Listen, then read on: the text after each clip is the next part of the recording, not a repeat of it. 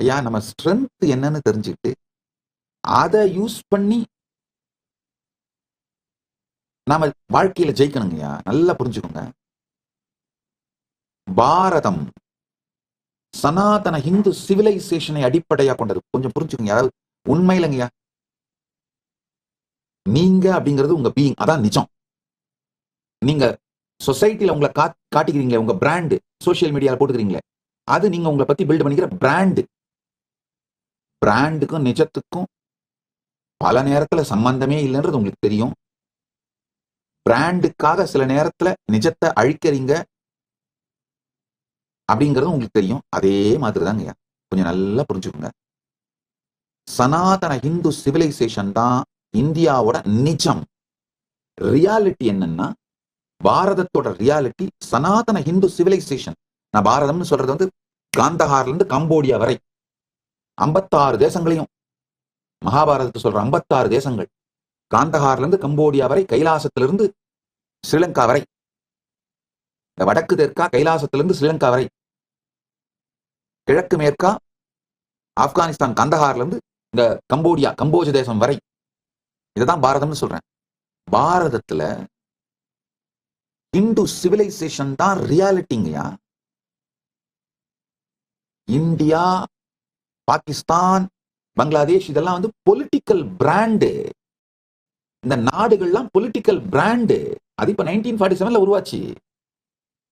பங்களாதேஷ்லாம் அதுக்கும் அப்புறம் லாஸ்ட் ஒரு 75-80 வருஷமா உருவானதான் இந்த நாடுகள்ன்ற பிராண்டுங்கயா. ஆனா ஃபண்டமெண்டலா நம்முடைய அடித்தளம் என்னன்னா ஹிந்து சிவிலைசேஷன், சனாதன ஹிந்து சிவிலைசேஷன் தான் நம்முடைய அடித்தளம். இந்த பொலிட்டிக்கல் பிராண்டு அந்த சிவிலைசேஷனை அழிக்க ஆரம்பிக்கிறது தான் மிகப்பெரிய கொடுமை.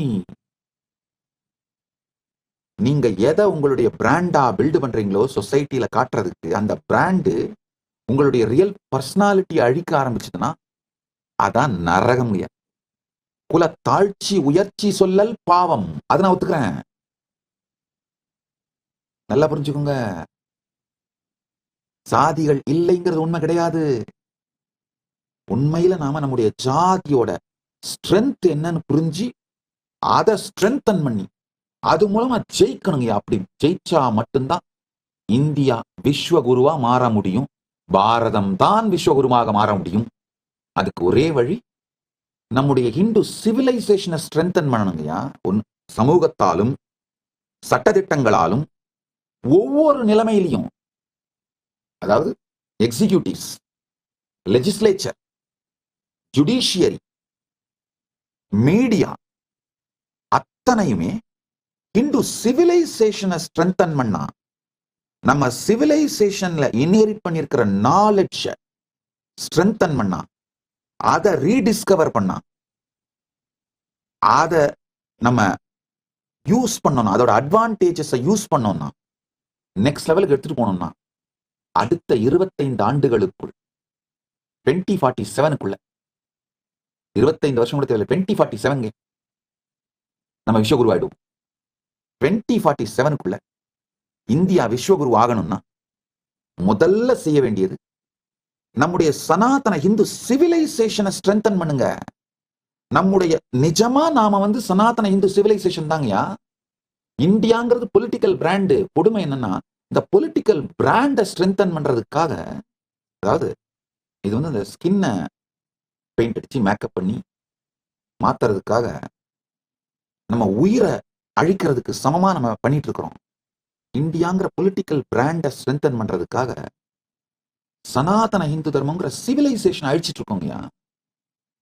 இந்த 4ம் லெஜிஸ்லேச்சர், எக்ஸிகியூட்டிவ், ஜுடிஷியரி, மீடியா, இந்த 4ம் சனாதன இந்து சிவிலைசேஷனை ஸ்ட்ரென்தன் பண்ணா நம்ம இந்தியாவோட சயின்ஸ் ஃபீல்டு எப்படி வேலை செய்யணும்னாங்க, நம்முடைய ஸ்ட்ரென்த் என்னென்ன அதை எப்படி நெக்ஸ்ட் லெவலுக்கு எடுத்துட்டு போய் எக்ஸல் பண்றது, அந்த லைன்ல தான் நாம நம்முடைய எனர்ஜியை போடணும். அதை விட்டுட்டு வெஸ்ட் கொடுக்குற மோல்டுல நாம போகணும்னா, ஐயா அந்த மோல்டை நம்ம அடாப்ட் பண்ணிட்ட உடனே நம்ம ஃபெயிலியருங்க. ஏன்னா எப்படியா இருந்தாலும் அவன் கொடுக்குற மோல்ட்ல அவன் தான் அட்வான்ஸ்டா இருப்பான். அவன் வைக்கிற ஸ்கேல்ல அவன் எதுல அட்வான்ஸ்டா இருக்கணும், அதை ஸ்கேலை வச்சுதான் நம்மளுக்கு கற்றுக் கொடுப்பான். அவன் ஸ்கேலை எடுத்துக்கிட்டாலும் சரி, அவன் மோல்டை எடுத்துக்கிட்டாலும் சரி, நாசமா போகும். அதுல சந்தேகமே இல்லை. நம்முடைய எக்கானமி, நம்முடைய சொசைட்டி, நம்முடைய சோசியல் சயின்ஸ், நம்முடைய சயின்ஸ் எல்லாமே நம்ம ஸ்ட்ரென்த்தை பார்த்து புரிஞ்சுக்கிட்டு, நம்முடைய இன்டெலிஜென்ஸ் இதை பார்த்து புரிஞ்சுக்கிட்டு, இதை மறுமலர்ச்சி செய் புனரமைத்து நெக்ஸ்ட் லெவலுக்கு எடுத்துட்டு போனோம்னா 2047 நாம தான் விஸ்வகுரு. இந்த கோத்ரா சிஸ்டம், இந்த லீனியேஜ் இன்டெலிஜென்ஸ் இருக்கு பாத்தீங்கன்னா, அது நம்முடைய ஹிந்து மாடல்ங்கயா. நம்முடைய பிரைமால் எமோஷன்ஸ்ங்கயா பயாலாஜிக்கலி ஏன்ஷியன்ட். நம்முடைய பிரைமால் எமோஷன்ஸ் பயாலாஜிக்கலி ஏன்ஷியன்ட், அதாவது நம்ம முன்னோர்கள்ட்ட இருந்து வருது. நியூரோ சயின்ஸ் ரொம்ப தெளிவா ஃபுல்லி இட் அக்ரீஸ், ஏத்துக்குதுங்க. நம்முடைய primal emotions are biologically ancient. It predates to your birth. உங்கள் பிறப்புக்கு முன்பாகவே. அப்படின்னா என்ன அர்த்தம்? உங்க முன்னோர்கள்ட்ட இருந்து வருது. ரெப்டிலியன் பிரெயின் சர்வைவல் இன்ஸ்டிங்க்ட் ஆகட்டும், ஹங்கர், அக்ரெஷன், டெரிட்டோரியல் பிஹேவியர், இது எல்லாமே முன்னோர்கள்ட்ட இருந்து வர்றதுங்கயா. மேமலியன் பிரெயினோட emotional bonding, attachment, social behaviours, mammalian brain தான் நம்முடைய emotional bonding, attachment, social behaviour இதெல்லாம் கவர்ன் பண்ணுதுங்கயா. இந்த சத்தியங்கள் ஒன்னொன்னையும் புரிஞ்சுக்கும் பொழுது எனக்குள்ள அளவில்லாத நன்றி அண்ணாமலையான் மேலையும், திருவண்ணாமலையில நான் வளர்ந்த அந்த ஈகோ சிஸ்டம் மேலையும், அந்த ஈகோ சிஸ்டத்தோட பாகமா இருந்த ஒருத்தர் மேலையும் வருதுங்க. ஏன்னா இந்த மாதிரி சயின்ஸ் ப்ரூஃப் பண்ண பிறகு அதெல்லாம் வாழலான்னு வெயிட் பண்ணிட்டு இல்லாம, நம்முடைய பாரம்பரியமான பல விஷயங்களை, பல உயர்ந்த ஞான அறிவு சத்தியங்களை, அதை சார்ந்த அந்த அறிவிலே ஸ்தாபிக்கப்பட்ட சிறந்த வாழ்க்கையை எனக்கு என்னுடைய முன்னோர்களும் என்னுடைய குருமார்களும் பரமசிவ பரம்பொருளின் பேரருளால், அது அண்ணாமலையான் அருளால். ஏன்னா நம்ம அண்ணாமலையான் அப்படிங்கிற அருள், இந்த கடவுள், அதுதான் நம்முடைய மொத்த சிவிலைசேஷனோட சென்டருங்க. கடவுளும் கோவிலும் தான் நம்ம சிவிலைசேஷனோட சென்டர். காந்தாரம் முதல் காம்போஜம் வரை, கைலாசம் முதல் இலங்கை வரை, தென்னிலங்கை வரை, மொத்தமா பாத்தீங்கன்னா இந்த 56 தேசங்களையும் மகாபாரதம் காட்டின டைம்ல அந்த 56 தேசம் தான் டாக்குமெண்ட் ஆகுது. இந்த இஸ்லாமிய தீவிரவாதிகளும் கிறிஸ்தவ கொடுங்கோலர்களும் உருவாகி உலகம் முழுக்க பரவறதுக்கு முன்னாடி வரைக்கும் இந்த 56 தேசங்கள் தான் சனாதன இந்து சிவிலைசேஷனல் நேஷனா இருந்தது. இந்த 56 தேசத்தையுமே எடுத்து பாருங்க. ஒவ்வொரு சமஸ்தானமுமே ஒரு ஆலயத்தை அடிப்படையா வச்சுதான் உருவாகி இருக்கு. நல்ல வேளையா பரமசிவன் அருளால் அந்த கோயில் பெருங்குடியில் அவன் திருவடியில் பிறந்தோம், வழி வழியாக மாதுருபாகனுக்கே அடிமை செய்கின்ற குலத்துல பிறந்து அந்த வழக்கங்களை கற்றுக்கொண்டு அந்த வாழ்க்கை முறையை உள்வாங்கி வாழ்வது எத்துணை பெரிய புண்ணியம். ஆப்பா! காரணம் என்னன்னா, time tested, foolproof, best response mechanism, நம்மள நாமளே ஹேண்டில் பண்ணிக்கிறது, இது எத்தனையும் இன்ஹெரிட்டன்ஸா வந்துருது. வந்த பிறகு இங்க நம்ம பிறந்த பிறகும் நம்முடைய ரெஸ்பான்ஸ்லயும் ஏதாவது கொஞ்சம் தடுமாறணும் இல்ல ட்ராக் மாறணும்னா உடனே அந்த வாழ்க்கை முறை லைஃப் ஸ்டைலால அதை அலைன் பண்ணிடுறாங்க. அந்த ஈகோ சிஸ்டம் அலைன் பண்ணிடுது. இந்த neo cortex reasoning, abstract thinking, higher cognition இதெல்லாம் அட்மினிஸ்டர் பண்ணுது. இந்த புராணங்களை படிப்பது, சின்ன வயசுலேயே இந்த புராண கதைகளை, பிரபஞ்ச வரலாற்றை கேட்பது, புரிந்து கொள்வது, பவர்ஃபுல்லான ரீசனிங்கையும் இந்த அப்டிராக்ட் திங்கிங்கையும் ஹையர் காக்னிஷனையும் பில்ட் பண்ணிடுதுங்கயா. அப்டிராக்ட் திங்கிங்னா மேல் மனம் ஒரு சத்தியத்தை கணக்கு போட்டுட்டு இருக்கும் போதே 100 × 700 எவ்வளோ அப்படின்றதுக்குள்ளேயே கீழே இருந்து நம்ம உள்மனம் ரொம்ப அழகா 100 × 700, 7 பக்கத்துல இந்த 100ஓட 2 0 சேர்த்து எடுத்து போடு, முடிச்சு போச்சு. இது நான் ஒரு சின்ன கணக்கை சொல்றேன். இந்த வாய்ப்பாடு படிச்சவங்க, இந்த மனக்கணக்கு படிச்சவங்க, இதெல்லாம் அவங்களால இதை பண்ண முடியும், அது வேற. இது ஒரு ரொம்ப மேம்போக்கான உதாரணம். இதை விட அப்டிராக்ட் திங்கிங் பல ஆழமான உதாரணங்களை சொல்ல முடியும். ஹையர் காக்னிஷன், இந்த மூன்றாவது கண் விழிப்புணர்வு, அதனால வர சக்திகள், அதெல்லாம் ஒரு பக்கம். ஈவன் சாதாரணமா கூடங்கய்யா, இப்பதான் எனக்கு புரியுது எப்படி மணிக்கணக்கா என்னால உட்கார்ந்து பல புத்தகங்களை படிக்க முடியுது, படித்தாலும் முழுமையாக புரிந்து கொள்ள முடியுது. எல்லாமே இன்ஹெரிட்டடுங்கய்யா, பாரம்பரியமாக நன்கொடையாக அளிக்கப்பட்டது. உயிரியல் நன்கொடை. ட்ரியூன் பிரெயின் மாடல் சிம்பிளிஃபைடா இருந்தாலும் the layered evolution of emotional circuits is well established scientifically. Emotional சர்க்கியூட்ஸோட லேயர்டு எவல்யூஷன் வெல் எஸ்டாப்ளிஷ்டா இருக்கு இந்த ட்ரையூன் பிரெயின் மாடல்ல.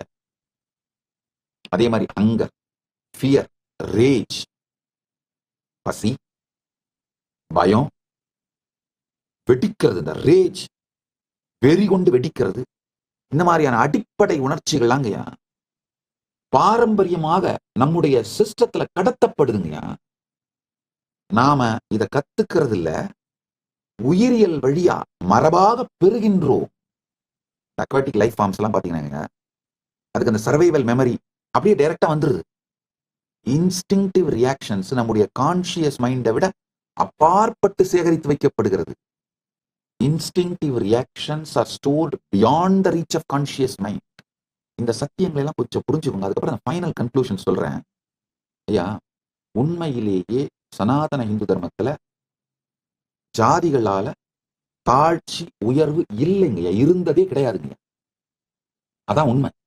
நம்ம ஒவ்வொருத்தருக்குமே ஒரு பெரிய ஸ்ட்ரென்த் இருக்கு.